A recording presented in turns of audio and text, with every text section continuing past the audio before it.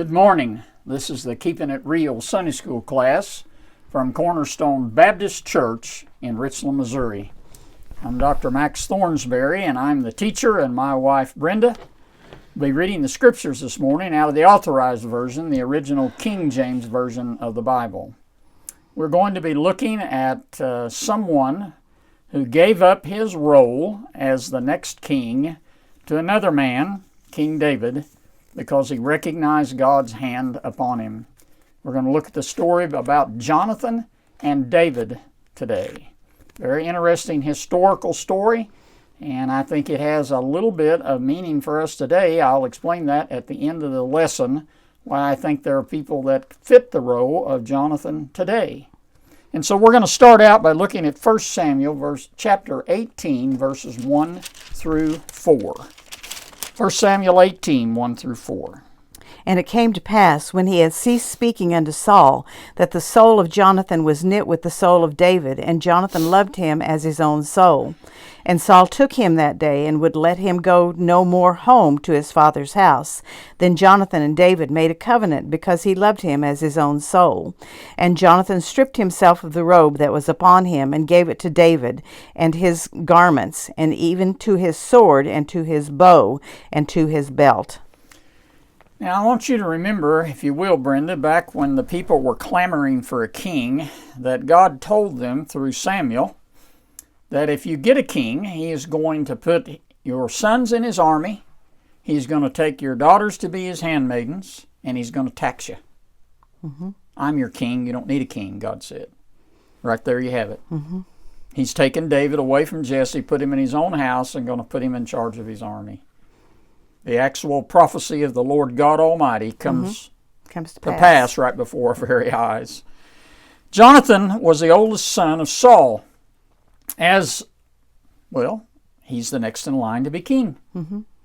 And Jonathan recognizes that God's hand is upon David. Now, somehow he has found out that David has been anointed by Samuel to be the next king. He also knows, for his own, because Saul is his father, that the anointing of God has been removed from Saul. Jonathan is willing to give up his position as the next in line for the kingship in order to put his full faith and trust in David and stand with him. Mm-hmm. Now, Jonathan has seen David kill Goliath. He has seen the army of the Lord come down and vanquish the Philistines as a result. He's seen David carrying around Goliath's head, showing everybody what God has done. And he has made a decision to forfeit his position in favor of King David. Now, you must also understand there's quite a bit of difference in age here between these men. Jonathan is probably in his latter 20s, early 30s. David is either a teenager or maybe just 20 when Jonathan makes this decision. There is no indication here, and it's because of the way the Hebrew writing is. For eons of time, people have thought that this is a homosexual relationship, that he loved David as his own brother.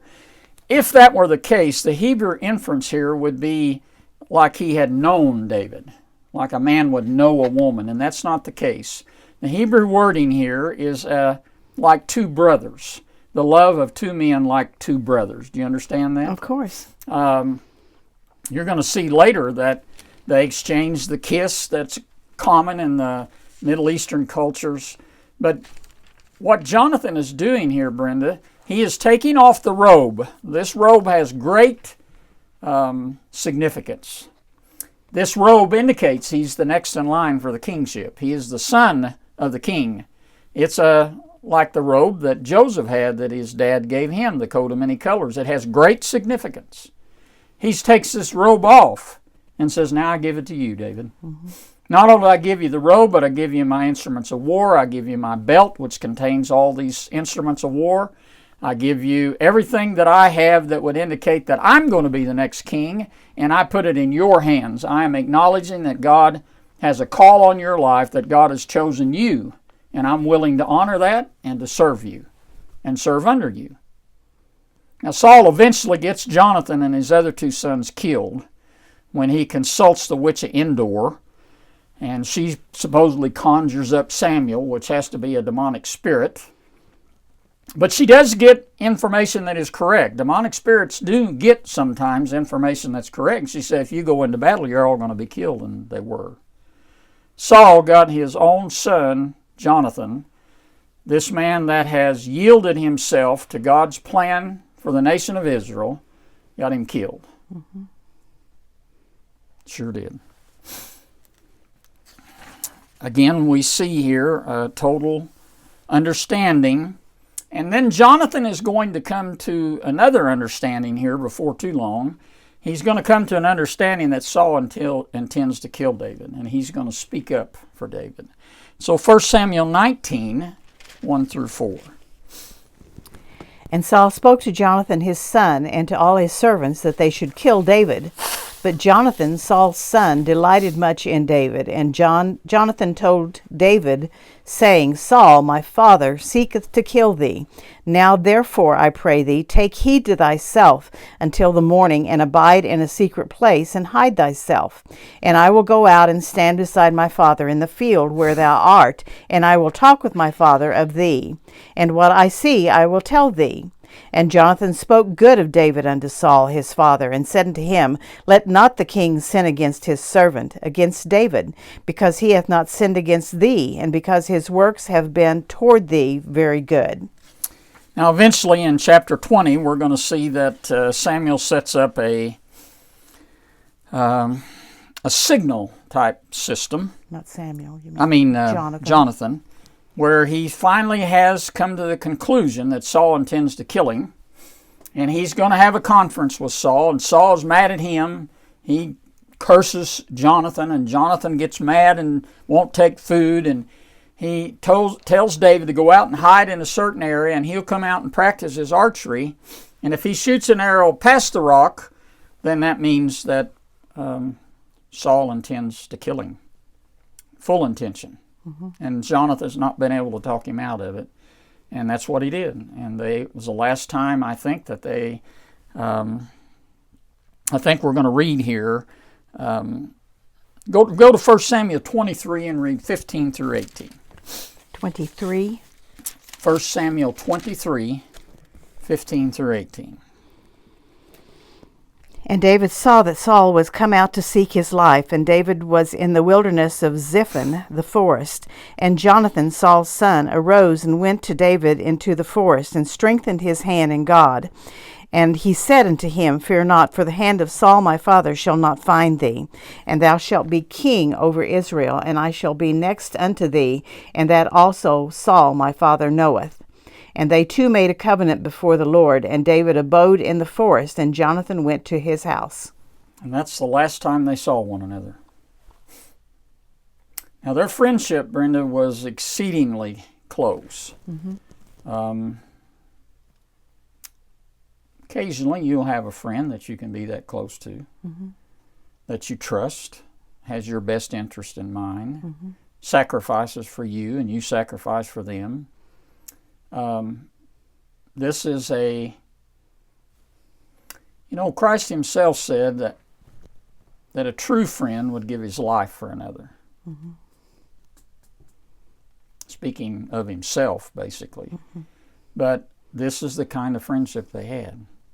We named our son after Jonathan. Mm-hmm.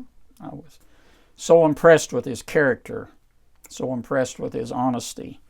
And I think that name has a great significance, and I think it's carried out quite well in our son. Yes, it has. I think he's lived up to it very well. Mm-hmm. So, what are we supposed to gather from this relationship, this friendship, this deep commitment to one another? Enough so that Jonathan is willing to give up his position and stand beside David as third in command, not mm-hmm. second in command. I'm going to stand beside you, he said. Well, he didn't get a chance to stand beside him because his dad got him killed. Mm-hmm. Do we have circumstances today where people have to stand up for someone else and they suffer the consequences from it? Well, absolutely. I think of Dr. Malone and Dr. McCullough, two physicians that have stood up against the mRNA injections. Mm-hmm. put out tremendous amount of scientific data, which has been proven correct, mind you. AstraZeneca took their product completely off the market worldwide because it caused cardiac issues, blood clots in those receiving it. Boy, have they suffered the consequences of speaking the truth. Yes.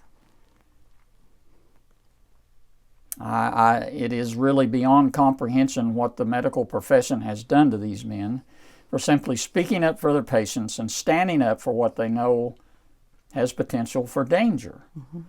Dr. McCullough has, with another physician, put out data to indicate that 20% of those that received the mRNA injection have had adverse medical events as a result. They vary from cardiac issues, myocarditis, blood clots, and it goes on. Spike protein, long COVID. You have this synthetic uridine that's in this mRNA that just keeps going and just keeps replicating, just keeps making spike protein, and you got these people that have long COVID as a result of taking that. The recommendation is not to take it, and if you've taken one, don't take another. Most people could get by with taking one. One interesting point they pointed out is as they got into making the different lot numbers of this mRNA injection, it got poorer and poorer quality so that you didn't have impact from it. And their point was that there's a lot of people that got these injections that didn't have an impact because the product wasn't any good when they got it. Basically, it was so dilute and so ineffective. In veterinary medicine, we're going to be seeing the same thing happen. We already are seeing mRNA in swine. They want us to develop a vaccine for highly pathogenic avian influenza in cattle, and it's probably going to be mRNA based. Right now they're working on a standard vaccine, an inactivated virus. So I'm getting a little deep, my wife is saying here. What I'm saying is, here you have a man that is the next in line to be king, wearing the robe to indicate that. And he yields himself completely to David because he knows that David is God's anointed. Doesn't fight it. He doesn't stand against it. He doesn't connive to get rid of David. He warns David about Saul's intent to kill him. Does that tell you something about the character of that man? Absolutely. Does it tell you it's a man that loved the Lord and was willing to yield to the Lord's design? Absolutely. We need men like that today. A whole lot more than we have, I think. Yes. We need people that are willing to stand up and tell Yes, the truth yes, regardless of the consequences. So many physicians absolutely would not tell the truth about mRNA because the CDC, the FDA, their own state medical boards were pushing them to go with whatever the CDC said regardless of what the outcome was. That's just one example. There are many. There are many. I listened to a lecture by Dr. McCullough this morning. He said that before a child reached their teens, they had received 108 vaccines if they followed the CDC protocol. Yeah, that sounds wise, doesn't it? Inject yourself with antigens. All kinds of stuff. 108 times over and over and over. He said that there's one protocol that a child about 3 to 6 months old gets 13 antigens at one time. I'm sorry, that makes no sense, and I don't know anything about it. So our point here today is we need to stand up for people that are telling the truth, regardless of the consequences. Most people will not put pressure and difficulty on themselves to stand for what's right. No. They will seek the least resistance to get out of there. We see a man in the Bible that gives us a great example about doing that, standing for what is right, for what God's plan is, regardless of the consequences for him. Now, if Jonathan had lived, I think he would have been a great warrior in David's army. I think he'd had a position of great authority in David's reign, but he never got a chance. No.